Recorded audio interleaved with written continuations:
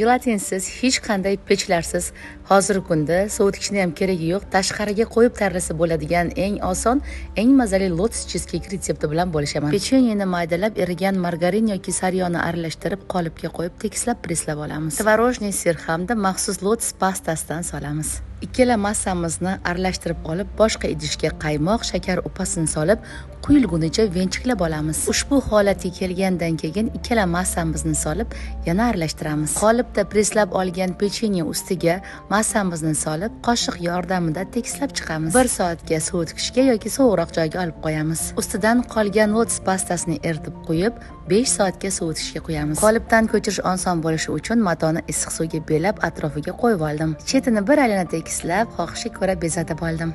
Mayinligini qaranglar. Mazali cheesecake retsepti tayyor.